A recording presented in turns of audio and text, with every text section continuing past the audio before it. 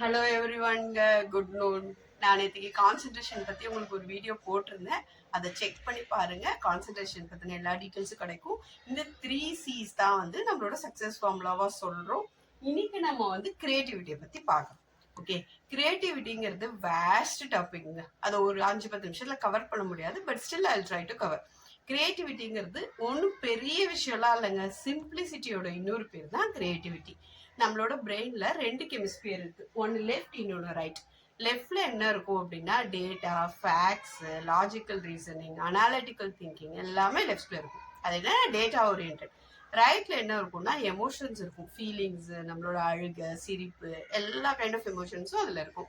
நாம சயின்டிபிக்கலி பார்த்தா ஹார்ட்டுக்கு எந்த ஃபீலிங்ஸும் கிடையாதுங்க. நம்ம ரெப்ரசன்ட் பண்றதுக்காக லவ்க்கு வந்து ஹார்ட் அண்ட் சிம்பிள் போடுறோம்.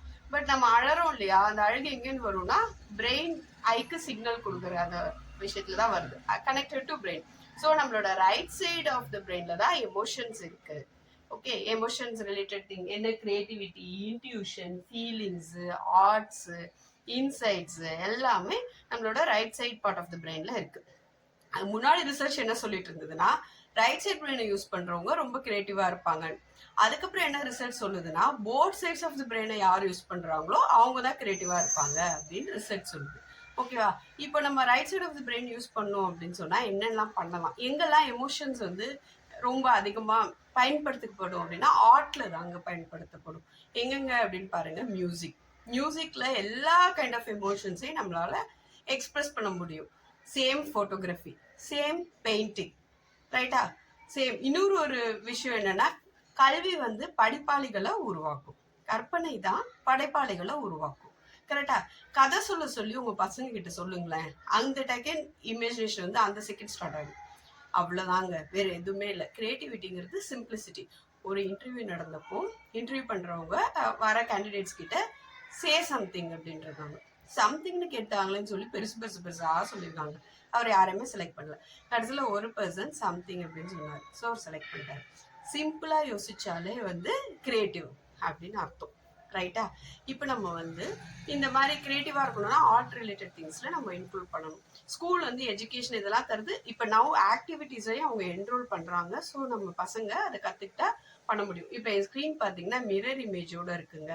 ஓகே, யூஸ்வலா இந்த இமேஜ் இருக்காது, நம்ம ரெகுலர் இமேஜை பார்ப்போம். கிரியேட்டிவிட்டினா என்னன்னா கொஞ்சம் மாத்தி யோசிக்கிறது, அதை ரெப்ரசென்ட் பண்றதுக்கு தான் இதை நான் எடுத்தேன். செகண்ட் ரோல தான் கிரியேட்டிவிட்டி இருக்கு. ஓகே, நம்ம பசங்க கிரியேட்டிவா வரணும்னா சில சில ஸ்டெப்ஸ்லாம் இருக்கு, அதை நம்ம ஃபாலோ பண்ணணும். என்ன அப்படின்னு சொல்லி மேஜரா கேட்டீங்க அப்படின்னு சொன்னா நீங்க அதிகமா கதை சொல்லுங்க, ஃபேரி டேல்ஸ் புக்கு படிங்க. ஓகேவா? அதே மாதிரி மாரல் சயின்ஸ்னு ஒரு சப்ஜெக்ட் இருந்ததுங்க ஒரு காலத்துல. அது எதுக்கு அப்படின்னா இந்த மாதிரி கதைகள்லாம் இருக்கும், அதுக்குன்னு ஒரு பீரியட்லாம் இருந்தது. இப்ப அது எந்த அளவுக்கு இருக்குன்னு தெரியல.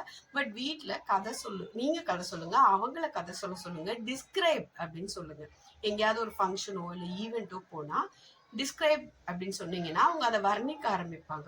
எப்ப நம்ம வர்ணிக்க ஆரம்பிக்கிறோமோ அப்பயே நமக்கு என்ன ஆயிடும், ஆப்வியஸா ரசனை வந்துடும்.